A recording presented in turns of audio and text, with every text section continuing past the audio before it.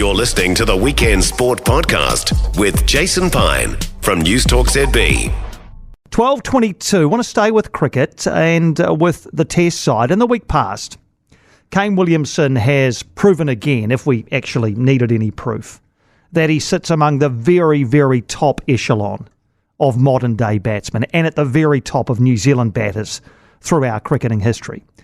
A century in each innings at Bay Oval, just the fifth Kiwi to do that. That takes his tally of Test centuries to 31. 4 more. This should be his 100. 8th New Zealander to get 100 on debut. He's there, Kane Williamson. Brilliant stuff. Absolutely wonderful 100 this has been. That's his 100, Williamson. Third 100 for Kane Williamson. You'll get a couple. One of the very best innings at Eden Park for quite some time. As it hits the boundary, it's 100 for Kane Williamson. 100 number 9. Well played, Kane Williamson. Yes. That brings up the 3 figures for Kane Williamson. The classiest 100 you'll ever see. Take a Brisbane bow, Kane Williamson.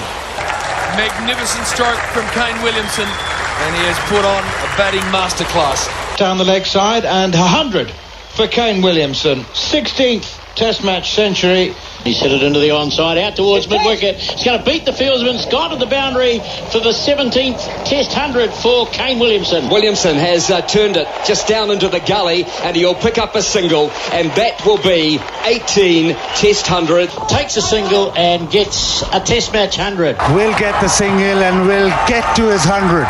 And there it is. Test 100 number 27. Now he's got that in the gap. He's got another 100, all right. He's not only churning out runs, Kane Williamson, he's churning out Test centuries. Good running, and he does get it. Kane Williamson, the fantastic century.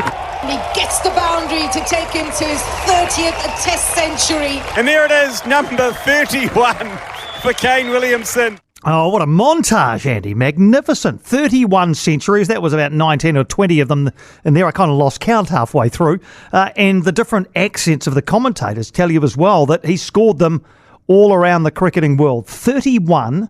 That's more than Virat Kohli, more than Joe Root, more than David Warner, more than Matthew Hayden, Hashim Amla, more than Sir Donald Bradman. The next best New Zealander, Ross Taylor, with 19, and that's a good number. Kane Williamson, 31. He now has 8,490 Test runs. It's anyone's guess what the final number will be. It'll be well north of 10,000.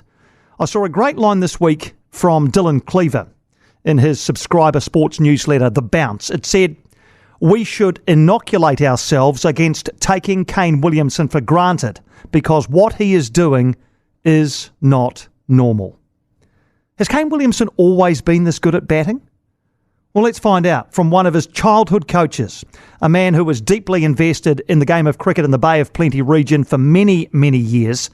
David Johnston joins us. David, thanks for having a chat. When did you first become aware of Kane Williamson?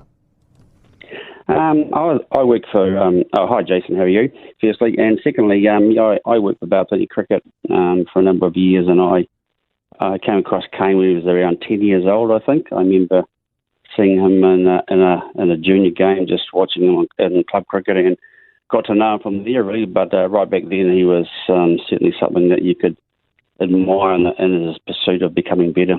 Was it immediately obvious that he had a bit about him, something a little bit special? Yeah, well, his father Brett had coached him through his early years, and he'd done a very good job of establishing some pretty strong foundations in his game. And once I got involved, it was very obviously early on that he was not only quite talented, but he had this prodigious desire to improve. And I think that's the greatest thing about Kane is his desire to be better. And it's nothing to do with being better than everybody else. It's just being better than himself. And he used to practice harder than anybody else, even back then. As a youngster, and those who know Kane and those who have thrown cricket balls to him over the years would attest to the fact that nothing's changed. He just loves to practice and loves to become better. Was he inquisitive as well? Did he ask questions? Did he search for ways from you and other coaches to get better? Oh yeah, absolutely. He had this desire to, and the reality is, a lot of people have had input in Kane for many years, but he's actually his best coach. because he's always looking to ways to improve, and he would ask questions, and he would watch people, other players batting on TV, and come back and talk to you about how they did this way, what do you think, and all this sort of thing. So I remember seeing him come back from his first tour when he first was selected for New Zealand, and he scored that amazing century in Test debut. And he remembers, he told me that the most important thing about learning there was standing at gully and watching Sachin Tendulkar and Rahul Dravid bat, and there were some characteristics that all of a sudden he adopted in his game that were a little bit similar to them. So he had this, even as a fledgling youngster when he first represented New Zealand, he had this ability just to want to know more about the game. How did he deal with adversity? Because presumably there was some, or was there just none? Was he that good? No, there was some adversity. He had a patch in his teenage years, and not long after he made his debut for Northern Districts as a 16 or 17-year-old. There were times where it didn't always work, but the thing about him, Jason, is that he wants to improve. So if you work as hard as what he did, and you'll find ways. In fact, I think just off the top of my head, I think his first game for Northern Districts, he actually got a pair playing against Auckland. So as a 16 or a 17-year-old batting first drop, I think it might have been Andre Adams might have got him LBW twice. And so right from the start, it didn't always happen, but the way he had this thirst for improvement and this thirst for knowledge and thirst to be better. So he dealt with it better than anybody else, and that's why he's one of the great players of today's cricket, because he knew how to problem solve. He is a fantastic problem solver. He'll work out ways to make it work. Often prodigious, schoolboy talents are a little bit separate from their peers. They're obviously better than everybody else, and in some players that can lend itself to some characteristics about being a little bit aloof or perhaps a little bit arrogant. Was Kane popular with his teammates? No, he's the most popular person as a child and through the age groups, and now there wouldn't be anybody in world cricket that has got anything bad to say. He's just a genuinely top young man, and everybody loves Kane. It's just Kane, and he's a fantastic guy. He's got a great sense of humour. He's got very affable, loves a bit of music, and just likes to be one of the boys. So I don't think there's ever a time where there's any kind of feeling of, you're a bit aloof or anything like that, because he just wasn't. It's not Kane at all. He's a genuinely good bloke. And, hindsight is always 20/20, as we know, David, and I'm sure you've seen a lot of talented young cricketers come through over the years, but even given what you saw from him as a youngster and what you've outlined to us here, has what he's achieved surprised you? Because 31 Test centuries. I don't even know what his final number might be. No, that's a bit of a leading question, isn't it? We could have another 4 or 5 years, injuries permitting, of him, and he could score 50 for that matter. But nothing. No, it doesn't surprise me at all, Jason. I remember saying when I first saw him 2 or 3 years later, people, and it didn't say it to too many people because I'm not that sort of person, and Kane didn't need the sort of pressure. But I said to people in the know that he would not only be New Zealand's best ever player, but he will be one of the greatest cricketers we will see him when he retires. So I don't say I saw it first, but I certainly can say now, and with hindsight there, that it certainly is running to be that way. Yeah, you are absolutely right. And my colleague Andrew Alderson, who I know you know, asked me to ask you about a story when Kane's dad was coaching him, and he reversed the batting order one day, which meant that Kane had to come in a lot further down. Do you remember that day?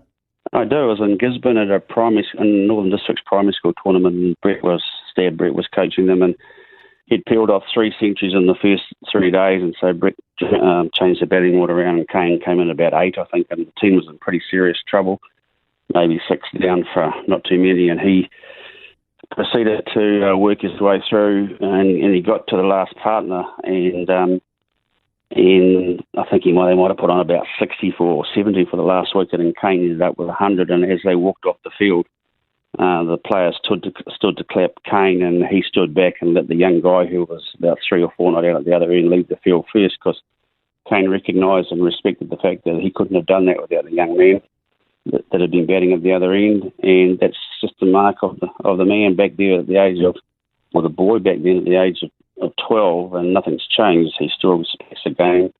he still respects the people involved, and he respects the opposition, and that's why one of the reasons New Zealand's got a reputation in the cricketing circles today of being a really good team to play, and they play hard, but they are very fair and respectful of each other.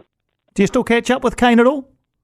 I do, on a regular basis, yep. We see each other. In fact, I was talking to him this morning about a couple of things, and we get together pretty often and have a coffee, and I'm very good friends with the family as well, so I see quite a lot of Kane, and nothing's changed. He's still the young man I met when he was 10 years old. David, it's been so great to get the chance to chat to you, to get that insight from you. Thanks for taking the time this afternoon. I'm so pleased that what you predicted all those years ago has come true. Sounds like you've got an eye for talent, although I get the feeling if I'd seen Kane at that age, I might have predicted big things for him as well. Thanks for taking the time for a chat this afternoon. That's my pleasure, Jason. All the best. All the best to you too, David. David Johnston there, who coached Kane Williamson as a youngster. What a terrific bloke.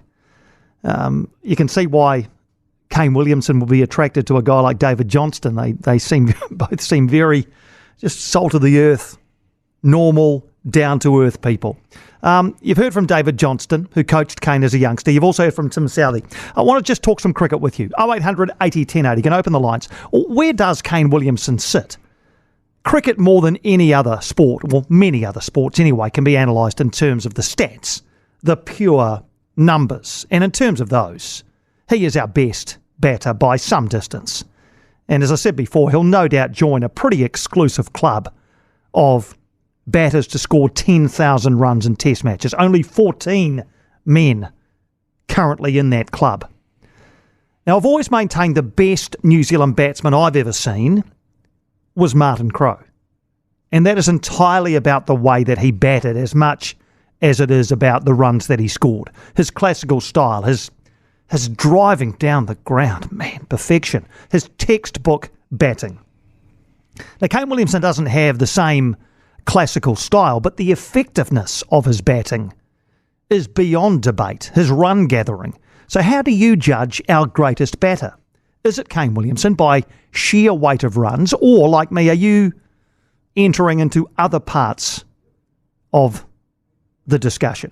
0800 80 1080, and then you start talking about our greatest ever cricketer. And Sir Richard Hadley has always had that mantle. But is Kane Williamson in that conversation now?